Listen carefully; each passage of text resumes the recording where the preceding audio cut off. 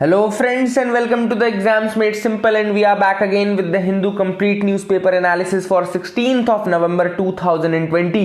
तो 16 नवंबर 2020 का the Hindu newspaper analysis देखेंगे। बिफोर वी स्टार्ट, जैसा कि आप सब लोगों ने डिमांड की थी कि सीसैट कोर्स की डेमो क्लासेस आप अपलोड करिए, तो मैंने डेमो क्लास अपलोड कर दी है। नीचे डिस्क्रिप्शन कमेंट में आपको लिंक मिल जाएगा डेमो क्लास का भी। सीसैट कोर्स की क्लासेस जो है वो 18 नवंबर से अपलोड होना शुरू होंगी, 18 नवंबर से अपलोड होना शुरू होंगी। और जिन्होंने रजिस्टर कर लिया वो temsies.com में जाकर के जिस ईमेल आईडी और जिस पासवर्ड से आपने लॉगिन किया होगा उसी से लॉगिन करिएगा। सीसैट कोर्स के टैब के अंतर्गत वो सारी क्लासेस अपलोड होंगी, ठीक है ना। सो जिनको कोई डाउट होगा तो वो द examsmadesimple@gmail.com में मेल करके पूछ भी सकते हैं। अगर आपको कोई डाउट है, आपने लिया है सब्सक्रिप्शन, उसके बाद आपको कोई डाउट है तो भी आप पूछ सकते हैं, कोई दिक्कत वाली बात नहीं है। ओके, सो डेमो क्लास की भी लिंक नीचे है, तो जिनको डाउट्स हैं they can see. The ma'am is great, educator is great, और बहुत अच्छे तरीके से आपका जितना भी mathematical basic numeracy, data interpretation और लॉजिकल रीजनिंग वाला पार्ट है वो पूरा कवर कंप्लीट कराया जाएगा विद द 5-6 ईयर्स। जितने भी यूपीएससी के पेपर्स में मेन सीसैट आया है वो सारी चीजें आपकी कवर हो जाएंगी। उसके बाद आपको आई डोंट थिंक कि आपको कोई दिक्कत होगी जब आप सीसैट का पेपर देंगे यूपीएससी प्रीलिम्स के लिए।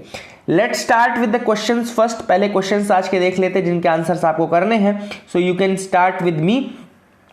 पहला सवाल है rider X often seen in news recently is an. Rider X क्या है जो कि न्यूज में रहता है? ऑप्शन आर ए है radio collar device, B bio electronic device, C है बायोडिग्रेडेबल डिवाइस, या डी एक्सक्लूसिव डिटेक्शन डिवाइस। रेडर एक्स इनमें से क्या है? This is question number 1। Question number 2 है high energy material research laboratory. एक high energy material research laboratory है जो कि पुणे में लोकेटेड है। आपको बताना है ये किसकी संस्था है, किसके अंतर्गत है, किसकी ऑर्गेनाइजेशन है।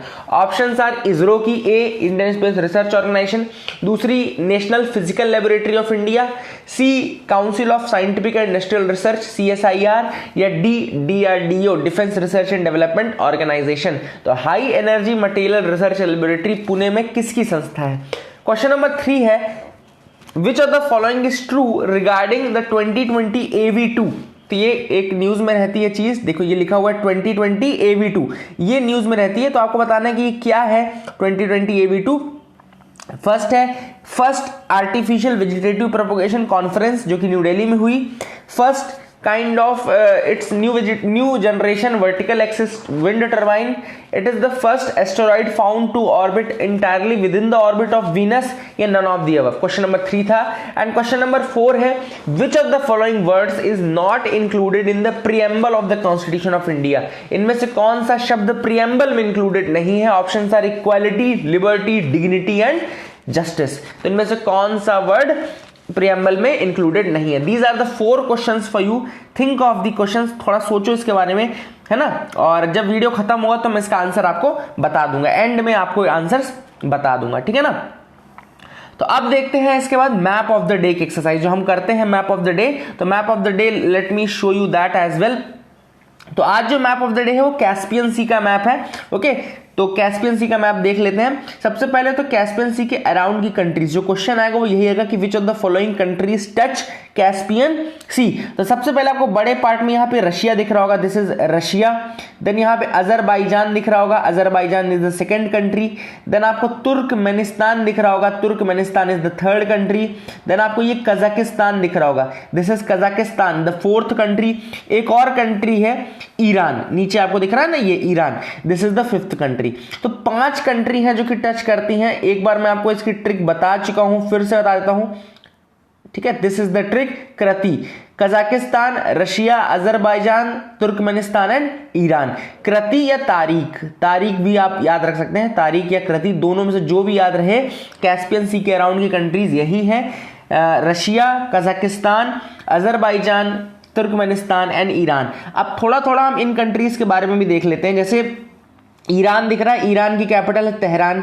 ईरान के जस्ट बगल में आपको इराक दिख रहा होगा, दिस इज इराक। मोसूल देखो, जो मोसूल सिटी है, एरबिल जो सिटी है, वो दोनों इराक में है। मोसूल और एरबिल दोनों इराक में है आपके। और ईरान के अंदर देखो ये रश्त है, सारी है, रश्त, शारी, then Tabriz. Tabriz is also within Iran, यहां पे दिख रहा है। फिर ईरान, इराक और सीरिया, उसके जस्ट लाइन में आगे सीरिया भी है। तो ये मैप इसीलिए मैंने आपको दिखाया कि आपको ना केवल मैं कैस्पियन सी दिखाऊंगा बल्कि उसके साथ जो कंट्रीज है वो भी दिखाऊंगा। ईरान में आपको तबरीज बताया, रश्त बताया, सारी बताया। फिर इराक में आपको मोसूल बताया, एरबिल बताया, यहां पे जस्ट ईरान के बगल में है। फिर इराक के जस्ट बगल में इधर सीरिया है, ठीक है। और सीरिया से जस्ट ऊपर यहां पर टर्की है, देखो सीरिया से जस्ट ऊपर टर्की है। टर्की में देखो ये वान लेक है, एक ये वान लेक बहुत ज्यादा सॉल्टी वाटर लेक है, ये भी आपको पता होना चाहिए। जो वान है ना, वान, वो ये वान लेक है और बहुत ज्यादा सॉल्टी लेक है। देन आपको यहाँ पे सीरत दिख रहा होगा, दिस इज सीरत। Then Erzurum is there. फिर यहां पे देखो जस्ट टर्की से टच ऊपर ब्लैक सी है और यहां पे जॉर्जिया है। टर्की से जस्ट ऊपर, यहां पे जस्ट ऊपर 90 डिग्री ऊपर आप देखोगे तो आपको ब्लैक सी दिखेगा और ब्लैक सी के जस्ट बगल में इधर जॉर्जिया दिखेगा। आपको एकदम लोकेशंस पता होना चाहिए, लोकेशन याद हो जाएंगी आपको इसके बाद। टर्की के ऊपर ब्लैक सी के जस्ट साइड में यहाँ पे जॉर्जिया। अब जॉर्जिया की कैपिटल है तबिलिसी, देखो तबिलिसी दिख रहा होगा, दिस इज तबिलिसी। जॉर्जिया से जस्ट नीचे आर्मेनिया के जस्ट साइड में अजरबैजान, ठीक है ना। तो जॉर्जिया के जस्ट नीचे क्या है, आर्मेनिया है। आर्मेनिया के यारावान उसकी कैपिटल है। और इसके बाद अजरबैजान की कैपिटल है बाकू, है ना, बाकू। और अजरबैजान के जस्ट नीचे फिर ईरान। तो ये पूरा सर्कल अब आपको पता चल गया होगा। Iran, Iraq, Syria, Turkey, Georgia, यहाँ पे टर्की, फिर उसके ऊपर ब्लैक सी, जॉर्जिया के नीचे आर्मेनिया के इधर अजरबैजान, ठीक है ना। ये बिल्कुल पूरा आपको समझ में आ गया होगा, कोई दिक्कत नहीं। फिर ये आपका कैस्पियन सी है ही। कैस्पियन सी के इधर फिर तुर्कमेनिस्तान की कैपिटल है अशगाबाद एग्रीमेंट भी है जो कि मोबिलिटी एग्रीमेंट है। आपको बताना है ये अशगाबाद एग्रीमेंट क्या है, what is this Ashgabat agreement, this is a question to you. Ashgabat agreement क्या है। फिर ऊपर हमने देखा कजाकिस्तान के, और इधर साइड हमने देखा रशिया। ये पूरा आपको समझ में आ रहा है। कजाकिस्तान से नीचे उज्बेकिस्तान है, उज्बेकिस्तान से नीचे तुर्कमेनिस्तान है। तो इस तरीके से हमने ये पूरा मैप देख लिया। I hope you got something to learn, आपको समझ में आया होगा, कुछ याद रहेगा। आर्मेनिया की कैपिटल याद रखिएगा येरेवान, और अजरबैजान की है बाकू। आर्मेनिया और अजरबैजान के बीच में भी युद्ध भी हो रहा था, युद्ध पे बात पहुंच गई थी क्योंकि यहाँ पे नगोर्नो काराबाख रीजन है, नगोर्नो काराबाख रीजन, कई बार मैंने आपको बताया भी है, ठीक है ना। तो this is the map of Caspian Sea, उसके अराउंड की कंट्रीज, उसकी लोकेशन, कंट्रीज की लोकेशन मैंने सब चीजें यहां पे डिस्कस कर ली है। I hope you got something to learn. अब कल के इंडियन एक्सप्रेस में भी एक दो न्यूज आई थी जिनके बारे में मैं आपको बता देता हूं। कल के इंडियन एक्सप्रेस की एक न्यूज थी, let me tell you that also, यहां पे, ठीक है। इंडियन एक्सप्रेस में न्यूज थी Atlantic oceans largest protected marine reserve. ये हमने वेबसाइट में पूरी अपलोड की हुई है। देखो वेबसाइट जब आप खोलोगे तो उसमें वो पूछता है कि आप अलाउ करते हो नोटिफिकेशंस को या नहीं, उसको अलाउ कर देना आप लोग, तो आपको जो भी पोस्ट मैं करूंगा वो सारे का नोटिफिकेशन मिल जाएगा। जो अलाउ कर देगा उसको नोटिफिकेशंस मिल जाएंगे पोस्ट्स के, ठीक है ना। तो अब क्वेश्चन है कि what is this Atlantic oceans largest protected marine reserve, क्या है ये अटलांटिक ओशियन का लार्जेस्ट प्रोटेक्टेड मैराइन रिजर्व। तो ये देखो यहां पे जो अटलांटिक ओशन है वहां पे यूके की एक ओवरसीज टेरिटरी जिसको हम बोलते हैं त्रिस्तान दा कुनहा, बहुत इंपॉर्टेंट है, Tristan da कुनहा। This is the term जो कि यूके की ओवरसीज, यूनाइटेड किंगडम की ओवरसीज टेरिटरी है। ये इसको वर्ल्ड का मोस्ट रिमोट ह्यूमन सेटलमेंट माना जाता है। It is considered as world's most remote human settlement. अभी इसको डिक्लेयर किया गया है largest fully protected marine reserve in the Atlantic Ocean. Atlantic ocean का largest fully protected marine reserve इसको घोषित किया गया है। 6,87,000 स्क्वायर किलोमीटर का एरिया है। त्रिस्तान दा कुनहा, याद रखिएगा त्रिस्तान दा कुनहा। इसका हैबिटेशन अगर हम देखें तो it is inhabited by less than 300 humans. It's a small chain of islands over 6,000 miles, 6,000 miles में फैला हुआ है त्रिस्तान दा कुनहा। और अटलांटिक ओशन का लार्जेस्ट प्रोटेक्टेड मैराइन रिजर्व इसको घोषित किया गया है, ठीक है ना। और इसमें इसका अब आपके दिमाग में आ रहा होगा कि ये आइलैंड, दिस देखो यहाँ पे लिखा हुआ है this island group is also home to the world heritage sites of Gough and Inaccessible Islands. तो गॉग एंड गूग, गग जो भी पढ़ना है स्पेलिंग याद रखना, गफ, इनएक्सेसिबल आइलैंड्स, यहाँ का हेरिटेज साइट भी इसके अंदर है, ठीक है ना। अब यहाँ पे आपको मैं थोड़ा सा इसकी लोकेशन दिखा देता हूँ। जैसे जब आप देखोगे तो ये आपका अफ्रीका वाला है, अफ्रीका कॉन्टिनेंट है, ठीक है। फिर यहाँ पे देखो असेंशन आइलैंड है, this is Ascension island, this is Saint Helena island, और ये नीचे फिर आपको त्रिस्तांडा कुनहा दिख रहा होगा अटलांटिक में ही।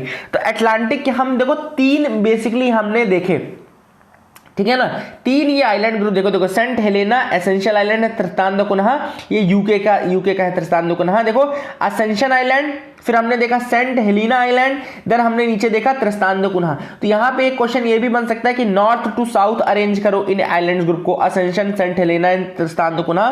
तो ए, एस और टी अल्फाबेटिकली जिस ऑर्डर में है उसी ऑर्डर में ये नॉर्थ टू साउथ भी है। देखो ए सबसे पहले आता है अल्फाबेट में, फिर एस आता है, फिर टी आता है, इसी ऑर्डर में Ascension, Helena, Saint Helena and Tristan da Cunha. तो इस तरीके से इसको आप याद रख सकते हैं। This is the location of Tristan da Cunha, इसलिए मैंने आपको दिखा दिया ताकि आप कंफ्यूज ना हो, आपके दिमाग में ये बना रहेगी कहां पर है, ठीक है ना। कल के पीआईबी में न्यूज थी बिरसा मुंडा को लेकर के, बिरसा मुंडा की जयंती थी, तो उनके बारे में थोड़ा आपको बताता हूं। 1895 में Birsa Munda was seen roaming the forest and villages of Chota Nagpur इन बिहार। जो रीजन था इनके एरिया था इसका, वो छोटा नागपुर इन बिहार वाला रीजन था। And Birsa himself portrayed himself as the god, ताकि लोगों को एक तरह से उनसे उम्मीद जग जाए और they can stand against the Britishers, वो ब्रिटिशर्स के खिलाफ लड़ पाए। और वहां पे एक टर्म यूज होता था diku, diku was the term use for outsiders. कल मैंने क्वेश्चन भी पूछा था इंस्टाग्राम पेज में, डीकू का तो उसका मीनिंग होता है आउटसाइडर। ऐसा क्वेश्चन यूपीएससी पूछ सकता है कि what is the meaning of the word diku, outsider, enemy, both A and B, none of the above. यहाँ पे आउटसाइडर वर्ड जो है वो एग्जैक्टली रिप्रेजेंट करता है दीकू को। And Birsa Munda led a tribal group, जो कि जिसमें फिर संथाल, ओराओं, ये जो ट्राइबल्स थे उस रीजन के वो इंक्लूड हो गए थे। संथाल और ओराओं जो ट्राइब के लोग थे वो इंक्लूड हुए थे बेसिकली। और दे acted against the Britishers and outsiders, जो बाहर के लोग उनके फॉरेस्ट में आ गए थे उनको बाहर करना था, इनका मेन काम था, ठीक है ना। उलगुलन एक टर्म यूज होता है, इस बार यूपीएससी ने पूछा भी था कि उलगुलन क्या है। उलगुलन का मतलब था द ग्रेट टमल्ट, द ग्रेट टमल्ट जो इस रीजन में हुआ था उलगुलन, छोटा नागपुर वाले रीजन में, इसको उलगुलन बोलते हैं। The great revolution, the great tumult इस भी कहा जाता है। और स्टैच्यू ऑफ उलगुलन भी बनाया गया बिरसा मुंडा के नाम पे। और दीकूज मैंने लिख दिया कि आउटसाइडर्स टर्म के लिए यूज होता था, और यूरोपियंस और आउटसाइडर्स को मिलकर के रावण बोला जाता था, रावणा बोला जाता था, दे वर नोन एज द रावणा, ठीक है ना। तो इसको भी आप याद रखिएगा, ठीक। अब एक स्टैच्यू ऑफ पीस भी अनवील किया गया है प्राइम मिनिस्टर द्वारा। प्राइम मिनिस्टर ने स्टैच्यू ऑफ पीस अनवील किया है। 151st birth anniversary to celebrate Jainacharya Shri Vijay Vallabh Surishwar ji Maharaj. तो जैनाचार्य श्री विजय वल्लभ सुरीश्वर जी महाराज, इनका नाम याद रखिएगा। 151st बर्थ एनिवर्सरी के सेलिब्रेशन में स्टैच्यू ऑफ पीस बनाया गया है, याद रखिएगा, स्टैच्यू ऑफ पीस बनाया गया है। और लॉर्ड महावीर के मैसेज को श्री विजय वल्लभ सुरीश्वर महाराज जो थे, he was propagating the message of lord Mahavira from 1870 to 1954, ठीक है ना। और he worked for the welfare of the masses, spread of education, eradication of social evils, ये इनके काम करते थे बेसिकली। 151 इंचेस टॉल स्टैचू है, 151 इंच टॉल स्टैचू है। अष्ट धातु यानी कि 8 मेटल से मिलकर के बना हुआ है। Copper being the major constituent of that, याद रखिए कॉपर मेन है। अष्ट धातु 8 मेटल्स, 151 इंचेस टॉल, याद रखिएगा। These are the facts, these are the important news items. बाकी आप पीआईबी और इंडियन एक्सप्रेस भी पढ़ते रहें जो हम अपलोड करते हैं वेबसाइट पे, that will be very very beneficial for you all, बहुत ज्यादा बेनिफिशियल होगा आप लोगों के लिए। अब मूव करते हैं आज के न्यूज़पेपर के और जो बाकी के न्यूज एनालिसिस पार्ट के इंपॉर्टेंट न्यूज है। Mega trade block RCEP takes off. अब आरसीईपी फाइनली एक कहना चाहिए फुल फ्लेजेड ऑर्गेनाइजेशन के रूप में काम, टीटी के रूप में काम करना शुरू कर चुका है, ठीक है ना। तो आरसीईपी के मेंबर्स कौन कौन से, सबसे पहला सवाल तो ये आपके दिमाग में आना चाहिए, मेंबर्स कौन कौन से हैं। एक्चुअली ये ग्रुप 2012 में इसकी शुरुआत की गई थी। इसमें 10 तो कंट्रीज आसियान की कंट्रीज हैं, आसियान के 10 मेंबर्स जिनको हम बोलते हैं Indonesia, Malaysia, Philippines, Singapore, Thailand, Brunei, Vietnam, Laos, Myanmar and Cambodia. 10 members of ASEAN. फिर से बता देता हूं, Indonesia, Malaysia, Philippines, Singapore, Thailand, Brunei, Vietnam, Laos, Myanmar and Cambodia. These are the 10 members of ASEAN. इसके अलावा China, Japan, South Korea and Australia, China, Japan, South Korea, Australia, या ठीक है ना, ये और कंट्रीज हैं। तो टोटल 15 कंट्रीज हैं इसके अंतर्गत, ठीक है ना। इसके अंतर्गत कितनी है, 15 कंट्रीज हैं। एंड यहाँ पे ये इंडिया भी था, 16वीं कंट्री थी इंडिया, जिसमें 16th कंट्री थी। तो इंडिया फिर बाद में अपनी मेंबरशिप इंडिया ने हटा ली। जब इंडिया ने हटा ली मेंबरशिप तो कितने बचे, तब इनके पास केवल 15 बचे। तो इसमें ये कहना चाहिए कि 15 कंट्रीज में 10 तो मैंने आपको बता दिया आसियान के, देन इसके अलावा 5 कंट्रीज, ये वाली 5 कंट्रीज कौन कौन सी, China, Japan, South Korea and Australia plus New Zealand. New Zealand नहीं लिखा इसमें, तो न्यूजीलैंड 5वीं कंट्री। तो इस तरीके से 15 मेंबर्स हैं इसके अंतर्गत, याद रखिएगा। The members account for nearly 30% of the global GDP. अब ये जो ग्रुप है ये लगभग 30% ग्लोबल जीडीपी को रिप्रेजेंट करता है। This is the 30% of global GDP and the RCEP initiative includes provisions on goods in trade in goods and services, intellectual property, e commerce, telecommunication, small and medium enterprises and other issues. इन सारी चीजों के बारे में ये एक तरीके से ग्रुप जो है किन किन चीजों को देखेगा, ट्रेड इन गुड्स को, ट्रेड इन सर्विसेज को, इंटेलेक्चुअल प्रॉपर्टी राइट्स को, e commerce, telecommunication, small and medium enterprises and other related issues. The 3 largest economies in the pact are China, Japan and South Korea. सबसे बड़ी 3 economies जो है वो China, Japan and South Korea है ना। And are part of a free trade agreement for the first time. ये पहली बार ऐसा हो कि चाइना, जापान और साउथ कोरिया एक फ्री ट्रेड एग्रीमेंट में इंक्लूड हुए हों, ठीक है ना। इंडिया 2019 4 नवंबर को वॉकआउट कर गया था from the negotiations of RCEP. India के कुछ कंसर्न्स थे जो कि क्लियर नहीं हो पाए, वो थे। अब इसके अलावा एक और चीज कही गई कि अगर इंडिया ज्वाइन करना चाहता है, अगर आपसे कोई पूछे कि क्या इंडिया स्टिल आरसीईपी को ज्वाइन कर सकता है, तो yes, India can still join RCEP. और अगर इंडिया को ज्वाइन करना है तो they will have to reapply for the membership. उसके बाद निगोशिएशंस होंगे और उसके बाद इंडिया को इंक्लूड किया जाएगा। तो इंडिया को अगर इंक्लूड होना है तो they will have to apply for re membership, तो रीअप्लाई फॉर मेंबरशिप। ओके, तो ये भी एक चीज आपको याद रखनी है। This is the thing which is important. I hope you got clarity. Worst air quality on Deepavali in 4 years। सबसे वर्स्ट एयर क्वालिटी थी, सीवियर में पहुंच गई है जो एयर क्वालिटी है। अब यहां पे देखो लिखा हुआ है western disturbance brings light rain and wind. Western disturbance जो है वो उसने थोड़ा लाइट रेन विंड लेकर के आया, which helps in the dispersal of pollutants. तो उसके जो पॉल्यूटेंट है उसका और ज्यादा डिस्पर्जल होता है, ठीक है ना। डिस्पर्जल देखो 2 तरीके से होता है डिस्पर्जल। एक तो वो और ज्यादा फैला दे चीजों को, और ज्यादा बड़े एरिया में स्प्रेड कर दे, है ना। दूसरा वहां से रिमूव करते। तो डिस्पर्जल के लिए वेस्टर्न डिस्टर्बेंस रिस्पॉन्सिबल है। तो अब थोड़ा सा आपको मैं वेस्टर्न डिस्टर्बेंस के बारे में बताता हूं, what is western disturbance. Okay, तो वेस्टर्न डिस्टर्बेंस देखो मैंने लिखा हुआ है, पूरा नोट्स बनाया। Western disturbance is an extra tropical storm. नाम याद रखिएगा, western disturbance extra tropical storm. देखो डिस्टर्बेंस का खुद का मतलब होता है कि लो प्रेशर एरिया। डिस्टर्बेंस मतलब कि लो प्रेशर एरिया अगर क्रिएट हो जाता है, जब आपका स्टॉर्म ये साइक्लोन वाला कंडीशन है, तो वो आपका डिस्टर्बेंस कहलाता है। वेस्टर्न डिस्टर्बेंस जो है वो एक्स्ट्रा ट्रॉपिकल स्टॉर्म है। अब इसको एक्स्ट्रा ट्रॉपिकल क्यों कहा जाता है, क्योंकि ये ट्रॉपिकल रीजन्स के बाहर होता है। This is from tropical outside the tropical region, मतलब कि जो मेडिटेरेनियन वाला रीजन है, अटलांटिक वाला रीजन है, वहां से ये निकल के आते हैं, ठीक है ना। तो वेस्टर्न डिस्टर्बेंस इसीलिए एक्स्ट्रा ट्रॉपिकल स्टॉर्म कहलाते हैं, क्योंकि ये ट्रॉपिकल रीजन के बाहर होते हैं, एक्स्ट्रा ट्रॉपिकल। और डिस्टर्बेंस टर्म का खुद मतलब ही लो प्रेशर एरिया होता है। तो इसका मतलब है कि जब वो साइक्लोनिक कंडीशंस बनना शुरू होती हैं, है ना, तो उसको हम एक्स्ट्रा ट्रॉपिकल साइक्लोन बोलते हैं। ये रीजन से लाई करती हैं, वहां से उठती हैं और फिर ये इधर साइड आपके वेस्ट टू ईस्ट इसका मोशन होता है। जो इसका मोशन होता है वो क्या होता है, वेस्ट टू ईस्ट इनका मोशन होता है, इस तरीके से आती हैं। तो इंडिया का जो नॉर्थ वेस्टर्न पार्ट है वहां पर ये विंटर में रेनफॉल भी करने का काम करती हैं। तो जैसा कि मैंने बताया कि दिल्ली में रेनफॉल जो हुआ है इन्हीं कारण होता है। एक्स्ट्रा ट्रॉपिकल स्टॉर्म है, storm refers to low pressure, मैंने पहले बता दिया। Extra tropical means outside the tropics, ये भी आपको बता दिया। As the western disturbance originate outside the tropical region, the word extratropical has been associated, बता दिया मैंने आपको।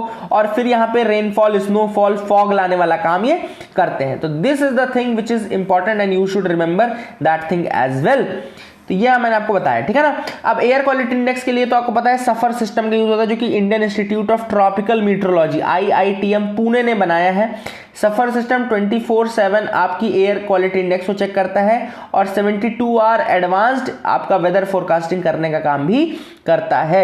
ये इंडियन इंस्टीट्यूट, ये सफर सिस्टम का काम है। सीपीसीबी के अंतर्गत यानी कि सेंट्रल पोल्यूशन कंट्रोल बोर्ड के अंतर्गत ये सारी चीजें होती हैं। Central pollution control board top body है। सीपीसीबी अगर आपसे कोई पूछे कि कब बना था तो 1974 में water prevention of pollution air control act आया था, water prevention and pollution control act आया था 1974 का, उसके अंतर्गत बना था।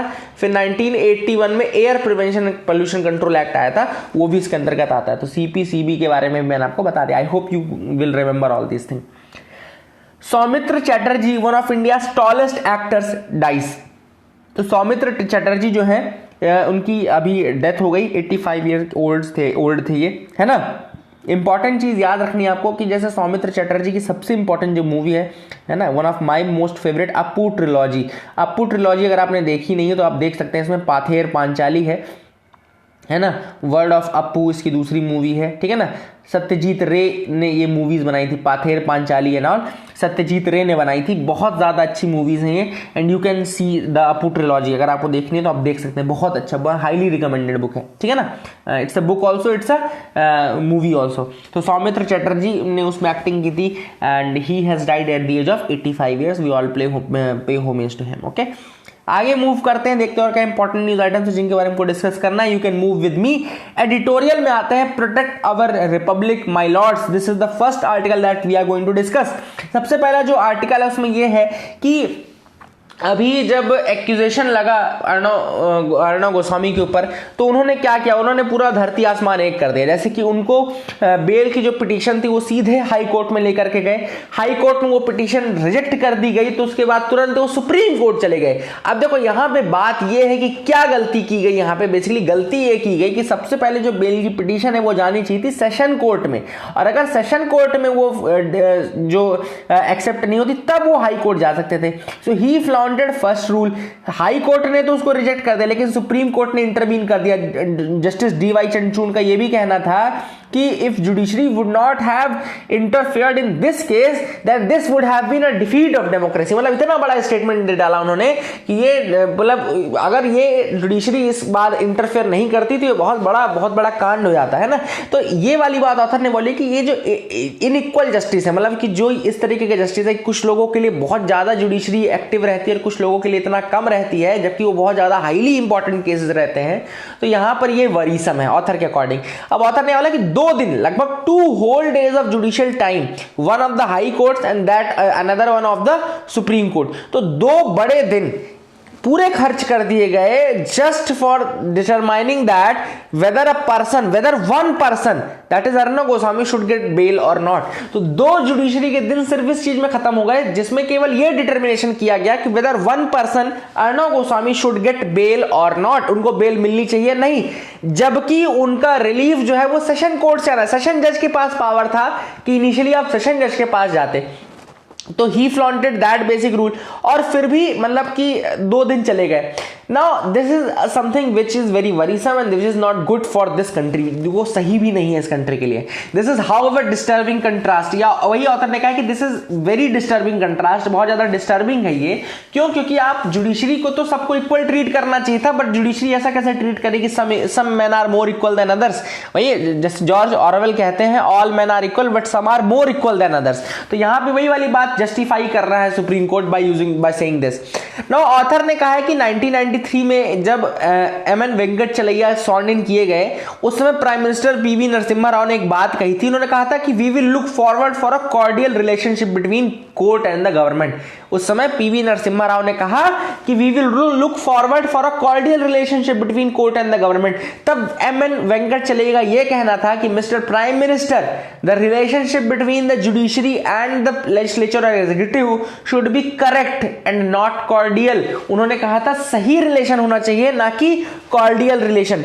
Cordiality means court and the government has no place. Cordiality between court and the government has no place in the constitutional scheme of checks and balances. M N. Venkatachaliah ने कहा था कि कॉर्डियलिटी जो है कोर्ट और गवर्नमेंट की, वो किसी भी संविधान में, भारत के संविधान में वो मेंशन्ड नहीं है। इसका मतलब है कि अभी का जो जुडिशरी का स्टेटस है, जिसमें हमने देखा कि एक भी डिसीजन ऐसा नहीं हुआ जो एग्जीक्यूटिव के अगेंस्ट आया हो, कोई भी डिसीजन ऐसा नहीं हुआ जिसमें गवर्नमेंट को गलत ठहराया गया हो। So all these things are not good for the democracy. Democracy के लिए अच्छा नहीं है, बिकॉज जो कोर्ट्स के पास पावर है, ऑथर ने कहा कि वो आर्टिकल 32 और 226 से नहीं आती है, वो एक्चुअली में लोगों के विश्वास से आती है जो कि कोर्ट के ऊपर वो रखते हैं। एंड अगर वो विश्वास चला गया, अगर वो क्रेडिबिलिटी चली गई, so that will be very bad for the state of this country.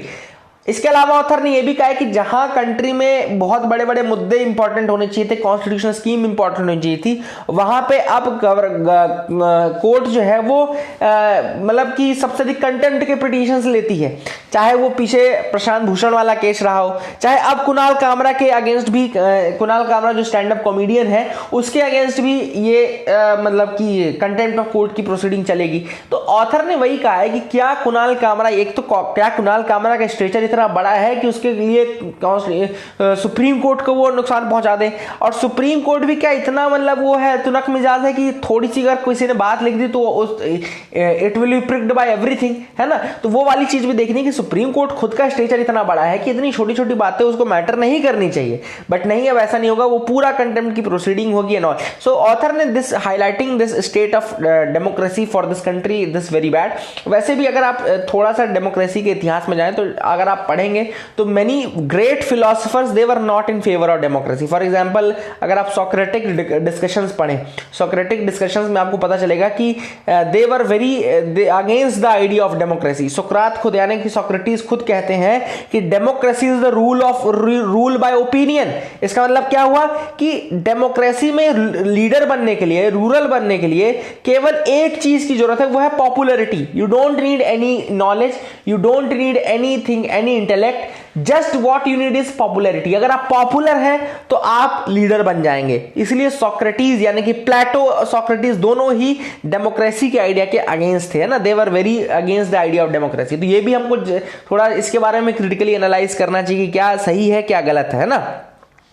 Border on the boil, तो ये बेसिकली अभी जो पाकिस्तान ने अटैक किया है, काफी ज्यादा सीज फायर वायलेशंस किए हैं और कई हमारे जवान शहीद हुए, उसमें बीएसएफ के जवान शहीद हुए एंड हमारे इंडियन आर्मी के जवान शहीद हुए। तो this is very bad for the border situation. तो वही ऑथर ने लिखा है, there is a possibility of two front situation.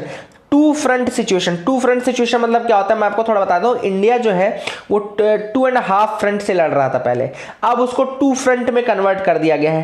2.5 front मतलब कि एक तो आपका पाकिस्तान का बॉर्डर पहला फ्रंट, दूसरा चाइना का बॉर्डर दूसरा फ्रंट, और हाफ फ्रंट माना जाता था जो कश्मीर का इंसर्जेंसी था उसको हाफ फ्रंट माना जाता था।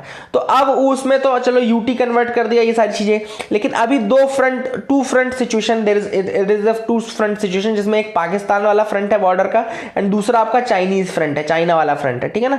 तो ये आपको थोड़ा याद रखना चाहिए, this is another thing. And यही ऑथर ने कहा कि पाकिस्तान जो है वो इंडिया के ऊपर बोल रहा है कि India is targeting Pakistan and specially targeting the CPEC, यानी कि China Pakistan economic corridor infrastructure project को टारगेट कर रहा है, ठीक है ना। अब इसमें ऑथर ने क्यों कहा है कि पाकिस्तान क्यों नाम ले रहा है CPEC का, तो ऑथर ने कहा कि CPEC का नाम ऑथर इंडिया इसलिए, पाकिस्तान इसलिए बार बार ले रहा है ताकि चाइना जो है वो इंडिया के अगेंस्ट चला जाए, और ज्यादा अगेंस्ट चला जाए, है ना, इसलिए वो इसका नाम ले रहे हैं बार बार। So they are naming again and again CPEC so that जो चाइना है वो इंडिया के अगेंस्ट और ज्यादा हो जाए। और वैसे भी इंडिया और चाइना के बीच की जो क्राइसिस है वो बहुत ज्यादा हार्ड हो चुकी है, बहुत ज्यादा कठिन हो चुकी है। सू की अगेन, तो ऑंग सैन सू की जो है वो फिर से जीत गई हैं। उनकी पार्टी का नाम याद रखना, national league for democracy. The name of the party, Myanmar में जो पार्टी है उनकी वो है नेशनल लीग फॉर डेमोक्रेसी। तो ये भी आप याद रख सकते हैं, ठीक है ना। A recipe to tear down the trade unions, a recipe to tear down the trade unions। तब यहाँ पे ऑथर ने बात बोली है कि जो अभी जो इंडस्ट्रियल रिलेशंस कोड आया है, इंडस्ट्रियल रिलेशन कोड जो है वो ट्रेड यूनियंस को खत्म करने के लिए लाया गया है। बेसिकली ऑथर का ये कहना है कि जो इंडस्ट्रियल रिलेशन कोड है, अब देखो पहले बहुत सारे रूल्स थे जिनको कि हटा करके अब इंडस्ट्रियल रिलेशन कोड ला दिया गया है। पहले कौन कौन से थे, जैसे ट्रेड यूनियन एक्ट था, इंडस्ट्रियल डिस्प्यूट एक्ट 1947 था, industrial employment standing orders act 1946 था।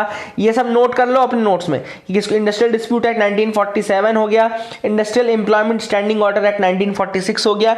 इनको रिप्लेस करके आईआरसी यानी कि इंडस्ट्रियल रिलेशंस कोड ला दिया गया है, ठीक है ना। और इंडस्ट्रियल रिलेशन कोड जो है ये जो है वो अगेंस्ट काम करता है ट्रेड यूनियंस के, ऑथर का ये कहना है। पहले 1926 में थोड़ा हिस्ट्री बता दूं तो 1926 में जो है आपका ट्रेड यूनियन एक्ट आया था। 1926 में ट्रेड यूनियन एक्ट आया था। अब trade union act gave workers the right though they are registered through their registered trade unions to take steps to press their claims।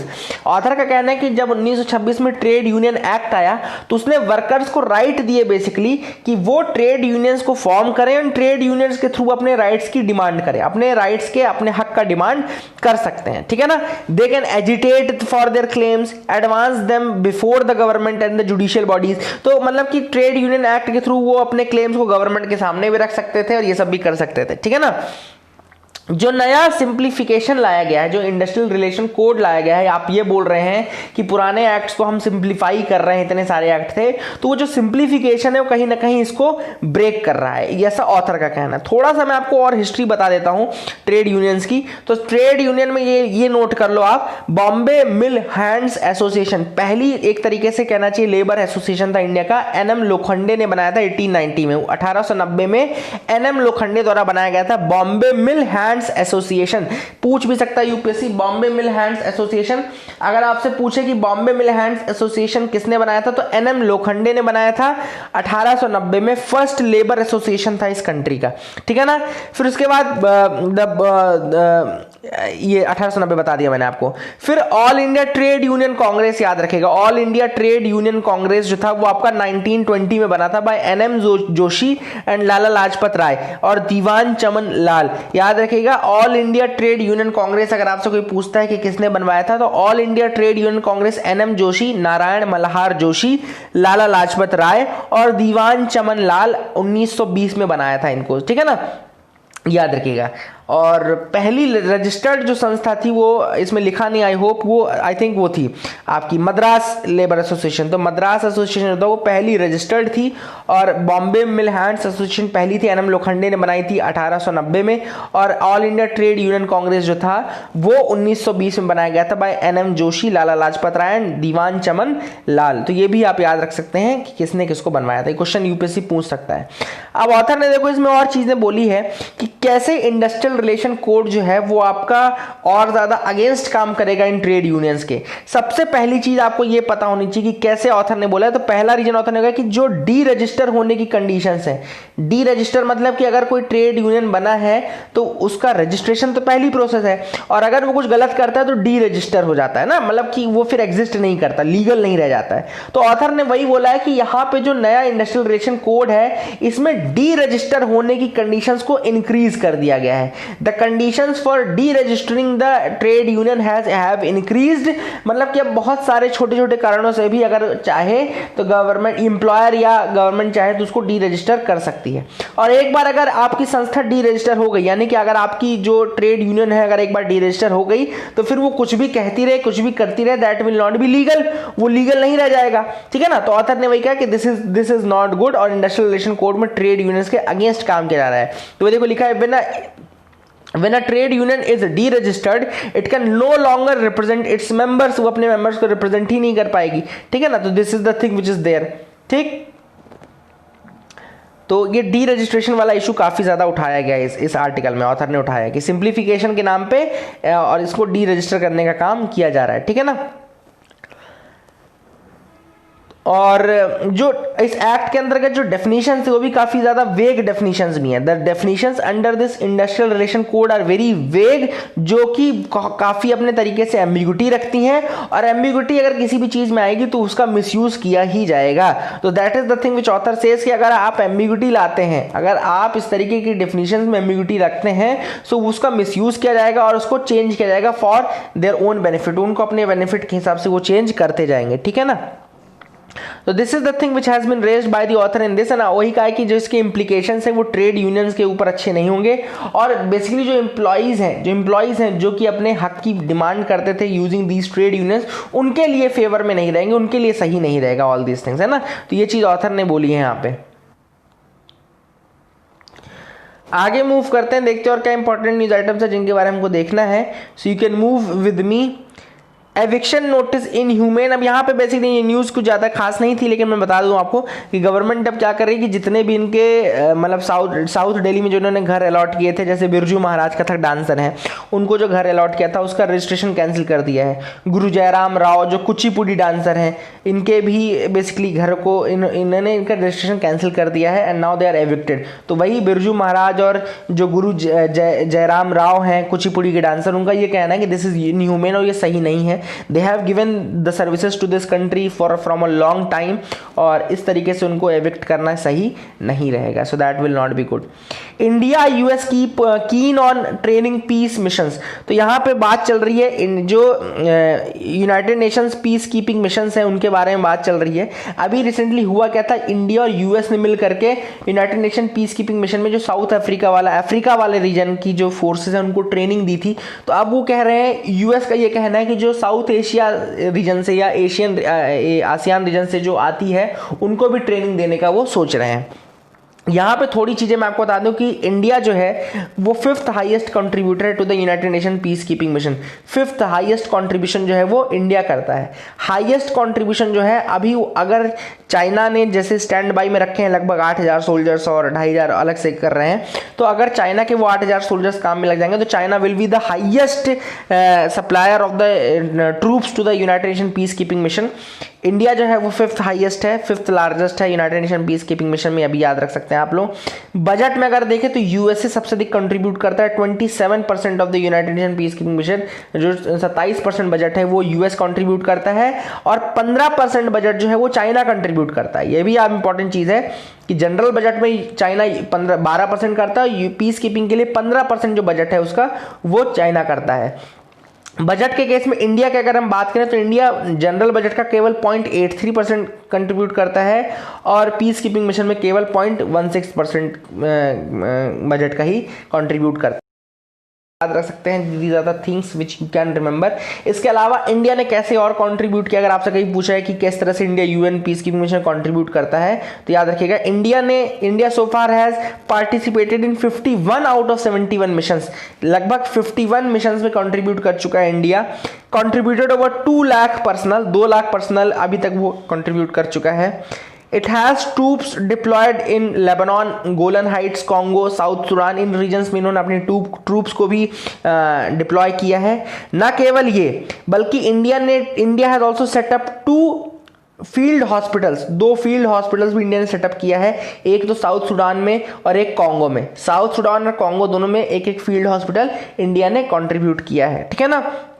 And since 2018, India has co-opted a contingent from Kazakhstan at the mission in Lebanon. तो India has co-opted a contingent from Kazakhstan at a mission in Lebanon. तो ये भी उन्होंने किया है। तो these are the contributions from Indian side जो कि वो कर चुके हैं United Nation peace keeping missions में। So I hope you got clarity regarding that as well, and आपको समझ में आ गया होगा। Let me tell you the answers for today's question. जो क्वेश्चंस आज मैंने पूछे थे, एक सवाल था, मैंने पूछा था कि इनमें से कौन सा शब्द प्रियम्बल में नहीं आता है कॉन्स्टिट्यूशन के, तो इसका जो आंसर होगा वो होगा आपका डिग्निटी वर्ड नहीं आता है।